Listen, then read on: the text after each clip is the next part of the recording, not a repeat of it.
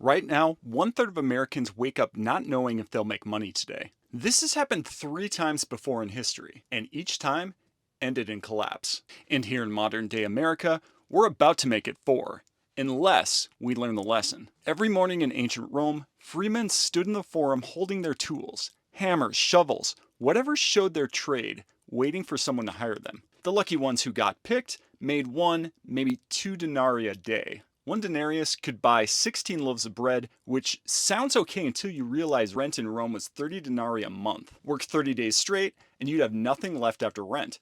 Sound familiar? 2,000 years later, day labor is alive and well. Outside Home Depot at dawn, in Uber waiting lots, and on your DoorDash app at 11 p.m. According to Glassdoor, DoorDash drivers make between $17 and $25 per hour on average. Sounds decent, right? But after gas and wear and tear, the real wage is actually closer to $10 an hour. Just like today, it was technically survivable, but practically impossible to get ahead. You could eat or pay rent, but you could rarely do both. And if you got sick or injured, game over. Economists call this casualized labor. Fancy words for a simple trap. No guaranteed hours, no benefits, no security. Just waking up every day to compete for survival. Rome had it, medieval Europe had it, and the Industrial Revolution had it too. And now we have it again. It's called the gig economy, or as I like to call it, day labor with an algorithm. So what happened to those Roman workers? They walked into a 3-phase trap, the same one we're currently in phase 2 of right now. Look, the elites have been hiding how money works since ancient Rome, and every like or comment on this video helps break their stranglehold on the truth and get this information out to more people. So if you can, support us by hitting the like button and let me know if you're one of the millions of Americans using gig apps right now. And be honest, are you making enough to live or just enough to get by? Let me know in the comments below. The trap is always set in the same way. Step 1, they destroy stable work. In Rome, construction guilds built entire aqueducts with the same crew for years. These guys had steady pay, learned from master builders, even had funeral insurance through their guild. But by 300 AD, those crews were gone.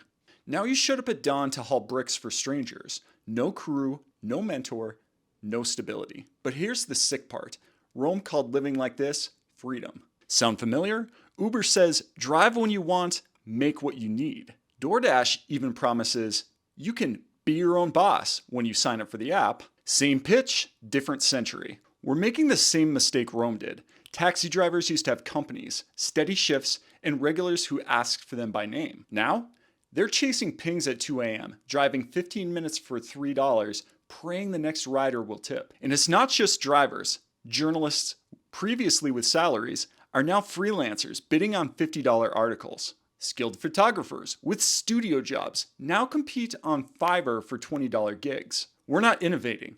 We're repeating Rome's mistake, turning careers into tasks. Step 2, the race to the bottom begins. In Rome, men gathered in the forum before dawn, undercutting each other in real time. A builder asks for 2 denarii. The guy next to him shouts 1. Another yells half. By noon, they're working for bread. The historian Cassius Dio wrote about workers literally beating each other bloody for the chance to carry bricks.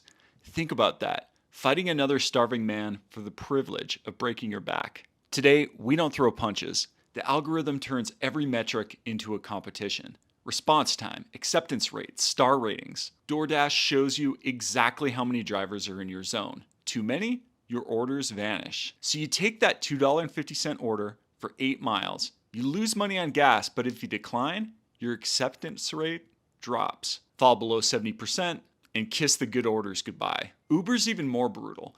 They send the same ride to multiple drivers at different prices. One sees $12, another sees $8. Someone desperate picks it up for $5. The lowest bidder wins. You're in an auction you can't see, bidding against drivers you'll never meet, in competition for the same low-wage work. At least the Romans could see their competition. Step 3. They call the prison freedom. Remember that freedom they promised you? To be your own boss? Roman day laborers were free too. Free to stand in the forum every day. Free to beg for work. Free to starve if no one picked them. Modern gig workers? MIT found that 74% are stuck in what they call the availability trap, the freedom to work whenever you want. It means you have to stay available all day. Can't interview for a real job, you might miss a ping. Can't take a class, the algorithm punishes you for going offline. You are free to choose which app exploits you today, Uber or Lyft, DoorDash or Grubhub. You have the freedom to pick the app that owns you. So what happened after Rome hit phase 3 of the trap? The same thing that happens every other time. By 400 AD, Rome's economy was crumbling. Day laborers couldn't afford basic goods. The wealthy fled cities as their customer base disappeared. Economic collapse accelerated the empire's end. Rome fell just 76 years later. Historical records show abandoned shops, empty marketplaces across Roman cities. The customer base had evaporated. Workers were too poor to buy anything beyond bread. Does this sound familiar? When a third of your workforce can't afford gas, when they're choosing between groceries or rent, that's not innovation. That's an empire in decline. Medieval Europe tried the same system with journeymen and day laborers. It sparked the Peasants' Revolt of 1381, the largest uprising in English history. The Industrial Revolution tried it in the 1800s. Workers responded with strikes, riots, and unions. Every time, same trap, same result. And now Silicon Valley thinks they've invented something new with an app. They haven't. They've just digitized a 2,000-year-old system. But here's what they don't want you to know. Every time workers figured this out, the trap broke. And it can break again, starting right now. First, recognize the trap for what it is. Look, I know some of you are thinking, I can't reject that $8 order. I need rent money today. I get it. When it's a low-paying gig or no roof over your head, you take the gig every single time. That's not weakness, it's survival. And that's exactly what the trap is designed to do. They're counting on you being too desperate to ever say no. But you knowing you're in a trap is only the first step to finding a way out. You can't quit tomorrow, fine. But what about a few hours a week building something else? Learn one skill in between deliveries. Send out one application after your shift. Those Roman workers who escaped didn't walk away overnight either. They built their exit while still showing up at the forum every single day at dawn. Third, share information like your life depends on it, because it does. In Rome, workers who survived formed collegia, underground guilds where they shared which contractors paid fairly and which ones stiffed workers. Who was dangerous to work for? The workers who joined collegia consistently out-earned those who worked alone. That's the power of networking, and it still works today. Talk to other drivers. Find out which apps and strategies actually pay. Learn who's pivoting to what. So are people going delivery to Amazon Flex, rideshare to notary work, DoorDash to courier services? Some, like Your Driver Mike, have turned this knowledge into really popular YouTube channels and courses, monetizing what they've learned in the trap. The point is, information breaks isolation.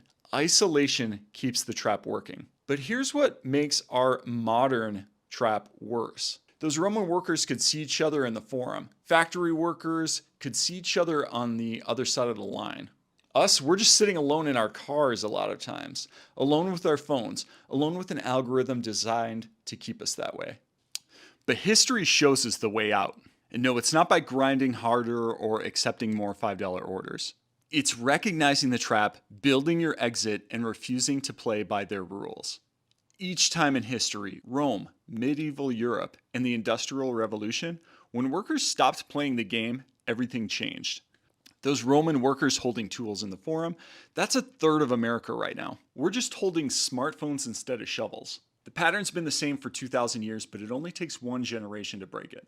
Is that us? The gig economy, the housing crisis, the debt trap, they've all happened before and they all ended the same way. Money History X exists to expose these patterns. Subscribe to see what's next.